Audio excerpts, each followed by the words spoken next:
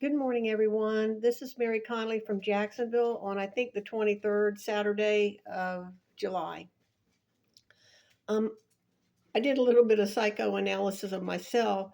I kept saying his hair was short, like Leave It to Beaver, like Jerry Mathers. No. And I looked on there to Eddie Haskell, who was a blonde boy, which I didn't realize he kind of had like curly blonde hair.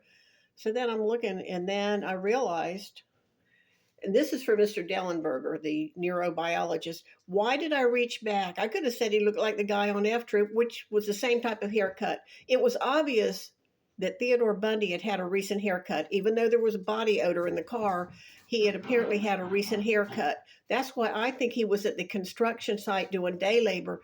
He took off on a wild hair and he was where he wasn't supposed to be. I'm sure there's a report somewhere his parents, oh, he's down in Stanford. No, he had gone on across country. And when he left Pensacola, when he left Tallahassee and Jacksonville and Lake City in the orangey red Volkswagen, he was duplicating the trip that he had taken way back in 67 when he went on a wild hare. If you look at the map, I 10 goes completely off to San Francisco and Los Angeles, and at Los Angeles it becomes I 5. That's his corridor. I don't know why. But anyway, I was going to reach in myself. Why did I go to Leave It to Beaver, the haircut? The haircut was similar to Leave It to Beaver. Bundy had the type of hair that if it wasn't cut short, it became kinky. It's the only word you can, it was very thick. Um, so, um, in my research, this is a real quick thing. In my research, and I researched this more than Kevin Sullivan. I swear to God I did.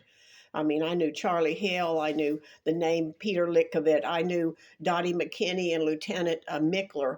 I knew Doug Allred's father, Miss Sergeant Allred. I knew Sergeant Parmenter when I was a dispatcher, but I had left there um, in 78. There's some weird coincidences in my life to begin with.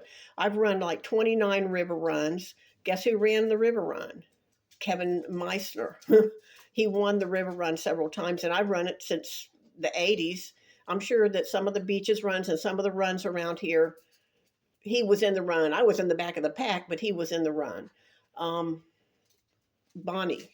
Bonnie was a dancer in 78 and a part-time police dispatcher to make up extra money. She was in Tallahassee going to school.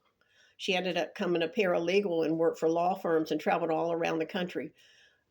Thank God for Bonnie. She believes what I'm saying. That, yeah, we did something wild. And they said, well, I wanted people to check. They could have checked with Diane Edwards to see if he would have had funds available. They could have looked at that scholarship and see if in May of 67, was he sent a personal check for food and board?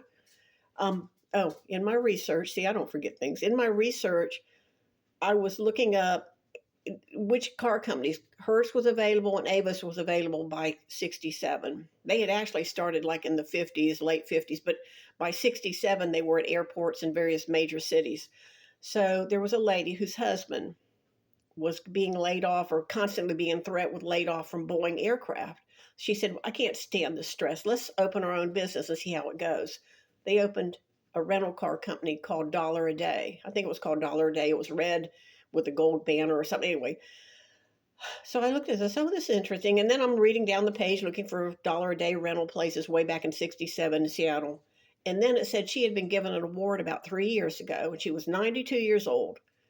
And she went, and the story went on describing how she and her husband had opened this rental place. It was an offshoot of Hertz.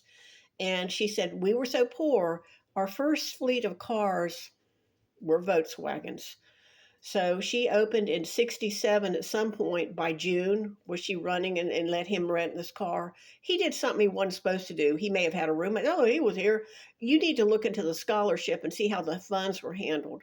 He also was on a scholarship to Puget Sound and he had dropped out there, or one of the places he had dropped out of. There may have been some refund of his scholarship. There may have been books turned in. He had always been a newspaper boy and a lawnmower. He had money set aside. He was going to turn 21 that fall. He's going to Stanford. People would have said, oh, here's some money for your trip, or mom and family. They weren't that poor.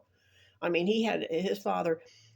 Another thing is, this is just really quick, an aside, to stop off at that Oscar Warner restaurant. I'm sure there were billboards along the highway. And it turns out they made flapjacks, which in deep research, I think he liked flapjacks. I think probably the French have something like flapjacks. Anyway, he worked at Olympic Hotel. He slept in dorms. He went through garbages. Okay. One thing I know from the restaurant industry is you cook a meal at noon and then you cook an evening meal. Sometimes you let your workers, your waitresses, your chefs take home some of the, like half a ham. There's a quarter ham left. Okay, take it home. Take it home to your family. You know, you can't use it anymore. You got a quarter of a ham. We got all this Bisquick, or we have. Sometimes there's just plates. Some hobos actually go in and somebody ate a little of their chicken. They ate and they actually take the actual meals out of the dumpster. But sometimes they bag up, like at the stadium, they might bag up popcorn that wasn't used, skish kebabs that were not, you know, three or four of them. Hey, we didn't want one. So restaurant people know they get a meal, but at a certain point after the afternoon meal and the evening meal, they take a lot of supplies out. So I think he was going to stock up. He was on his way west. I hate to tell you all that, but nobody ever went. Where was he going? He was headed west, I-10 west, 2.5 days in a good little sturdy vehicle, and you're in Los Angeles, and then you're on I-5, and then you go straight on home. By the way, it's a little scary for Ann Rule because he actually was at that point headed west because they said maybe he'll head your way. Well, he might have been headed that way. All right. Thank you.